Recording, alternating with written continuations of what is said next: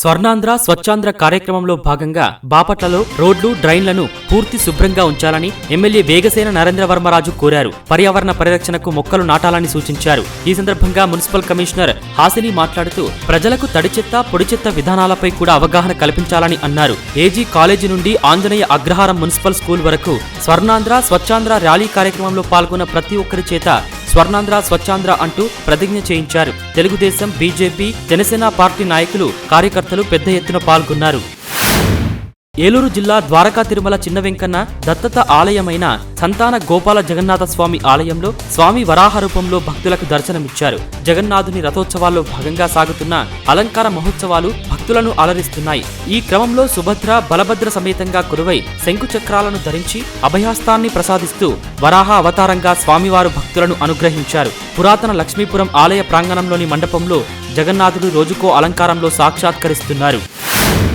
నూజువీడు శ్రీ వెంకటేశ్వర స్వామివారి ఆలయం వద్ద నుండి తిరుమల, తిరుపతి దేవస్థానం, ద్వారకా తిరుమల దేవస్థానాల్లో జరిగే నిత్య అన్నదానానికి కూరగాయలు తరలి వెళ్లాయి. శ్రీ వెంకటేశ్వర స్వామి భక్త సమాజం ఆధ్వర్యంలో నూజువీడు మున్సిపల్ మాజీ వైస్ చైర్మన్ పగడాల సత్యనారాయణ 14 టన్నుల నాణ్యమైన కూరగాయలతో తరలి వెళ్లిన 2 వాహనాలకు పూజ చేసి పంపించారు. నూజువీడు పరిసర ప్రాంతాల్లో పండించిన నాణ్యమైన కూరగాయలను ఈ దేవస్థానాలకు 42వసారి పంపుతున్నామని, స్వామివారి కృపాకటాక్షం వల్లే ఇది సాధ్యమవుతుందని పగడాల తెలిపారు. అలాగే వాడిపల్లి శ్రీశైలం కనకదుర్గమ్మ దేవస్థానంలో జరిగే నిత్య అన్నదానానికి ఈ ప్రాంతం నుండి కూరగాయలు పంపుతున్నట్టు చెప్పారు.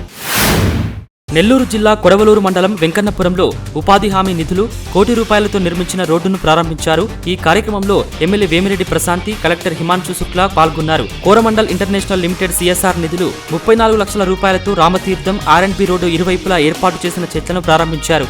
గ్రామంలో స్వచ్ఛాంధ్ర స్వర్ణాంధ్ర కార్యక్రమాన్ని నిర్వహించారు. ఈ సందర్భంగా ఎమ్మెల్యే మాట్లాడుతూ ముఖ్యమంత్రి నారా చంద్రబాబు నాయుడు సంక్షేమ పథకాలను అమలు చేస్తున్నారని కొనియాడారు. ప్రతి ఒక్క మహిళ వారి కాళ్లపై నిలబడాలనే ఉద్దేశంతో స్కిల్ డెవలప్మెంట్ సెంటర్లు ఏర్పాటు చేసి శిక్షణ ఇస్తున్నామని తెలిపారు.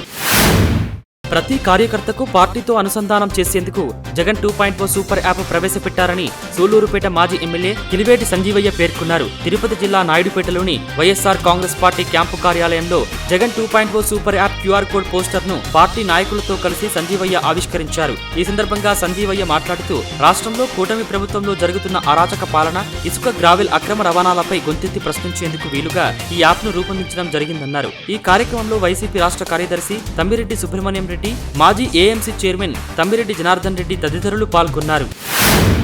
ప్రకాశం జిల్లా కందుకూరు నియోజకవర్గం వలేటివారిపాలెం మండలం సామిరపాలెం గ్రామంలో MLA Inturi Nageswararao, collector Rajababu, sub collector Himavamshi తదితరులు పర్యటించారు. జీరాంజీ పథకం ద్వారా జరుగుతున్న పనులను పరిశీలించి కూలీలతో మాట్లాడారు.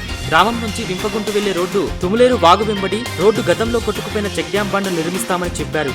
ఆది ఆంధ్ర కాలనీ శ్మశానం ఆక్రమణలు తొలగించి రోడ్డు ఏర్పాటు చేయాలని కాలనీవాసులు కలెక్టర్కు విజ్ఞప్తి చేశారు.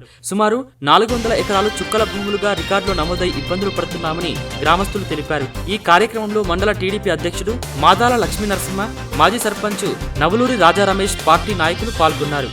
సత్తెనపల్లి 28వ వార్డులో అంగన్వాడీ కేంద్రాన్ని ఎమ్మెల్యే కన్నా లక్ష్మీనారాయణ పరిశీలించారు. చిన్నారులకు అందిస్తున్న పౌష్టికాహారం, విద్యా కార్యక్రమాలు, కేంద్రంలోని మౌలిక సదుపాయాలు, పరిశుభ్రతను పరిశీలించారు. గర్భిణీలు, బాలింతలకు ప్రభుత్వం అందిస్తున్న సేవలు ప్రతి అర్హులైన లబ్ధిదారునికి సక్రమంగా అందేలా నిరంతరం పర్యవేక్షించాలని సంబంధిత అధికారులకు సూచించారు.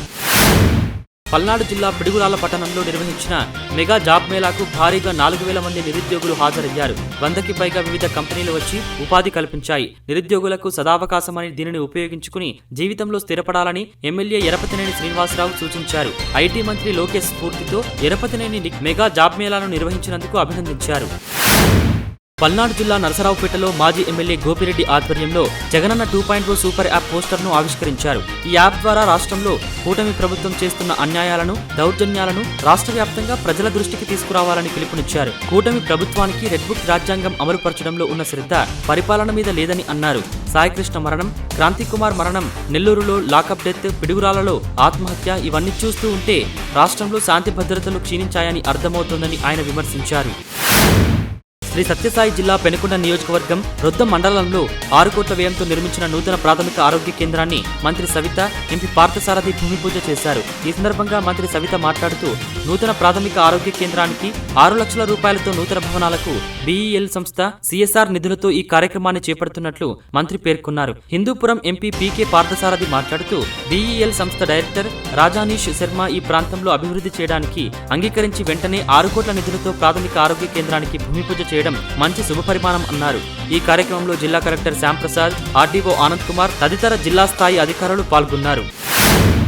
కొండపల్లి మున్సిపాలిటీలో అత్యాధునిక చెత్త వ్యర్థాల ప్రాసెసింగ్ ప్లాంట్ ను ఎమ్మెల్యే కృష్ణప్రసాద్ ప్రారంభించారు. ఈ సందర్భంగా ఎమ్మెల్యే కృష్ణప్రసాద్ మాట్లాడుతూ కూటమి ప్రభుత్వం అధికారంలోకి రాగానే చెత్త మొత్తాన్ని పెద్ద ఎత్తున గుంటూరు దగ్గర ఉన్న ప్లాంట్ కు తరలించి వేస్ట్ టు పవర్ జనరేషన్ ప్రాజెక్టులో చాలా వరకు తొలగించారన్నారు. ఎన్టీఆర్ జిల్లాలోని తొలిసారి కొండపల్లి మున్సిపాలిటీలో దీన్ని నెలకొల్పారని వెల్లడించారు. మురుగునీటి కాలువల్లో ప్లాస్టిక్ వ్యర్థాల వల్ల కొద్దిపాటి వర్షాలకే డ్రైనేజీ పొంగి ప్రవహించి లోతట్టు ప్రాంతాలు మొత్తం జలమయం అవుతున్నాయని పేర్కొన్నారు. పర్యావరణ పరిరక్షణ, ప్రజారోగ్య సంరక్షణ, పరిశుభ్రత, సుస్థిరత, పట్టణాభివృద్ధి దిశగా ఈ ప్రాసెసింగ్ ప్లాంట్ ఒక కీలక మైలురాయిగా నిలుస్తుందని అధికారులు తెలిపారు. చెత్తను విలువైన వనరుగా మార్చే దిశగా రాష్ట్ర ప్రభుత్వం చేపడుతున్న చర్యల్లో ఇది మరో ముఖ్యమైన అడుగని పేర్కొన్నారు. కార్యక్రమంలో మైలవరం నియోజకవర్గ జనసేన పార్టీ ఇన్ఛార్జ్ అక్కల రామ్మోహన్ రావు, కూటమి కుటుంబ సభ్యులు తదితరులు పాల్గొన్నారు.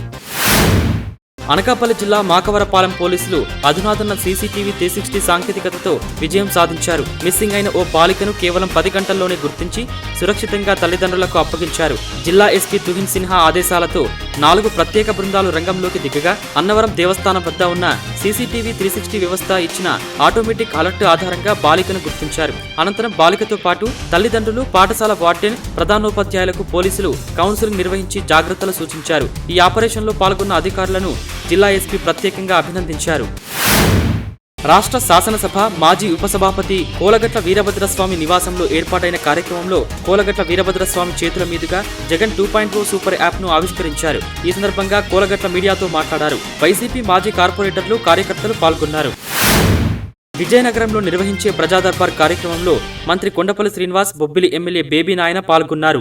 ఈ సందర్భంగా బొబ్బిలి నియోజకవర్గం రామచంద్రాపురం గ్రామానికి చెందిన భోగి వెంకటరమణ పోలాండ్ దేశంలో అనారోగ్యంతో బాధపడుతున్నారని కుటుంబ సభ్యులు మంత్రికి తెలిపారు. వెంటనే మంత్రి కొండపల్లి స్పందించారు. వెంకటరమణకు మెరుగైన వైద్యం అందించేలా చర్యలు చేపట్టాలని ఇండియన్ ఎంబసీని కోరారు. ప్రజా దర్బార్లో వచ్చిన సమస్యలను వేగంగా పరిష్కరించాలని అధికారులకు ఆదేశాలు ఇచ్చారు. ప్రతి శుక్రవారం గణపతి నగరం పార్టీ కార్యాలయంలోనూ, ప్రతి శనివారం విజయనగరం మంత్రి క్యాంపు కార్యాలయంలో నందు ప్రజా దర్బార్ నిర్వహిస్తున్నట్లు మంత్రి వెల్లడించారు.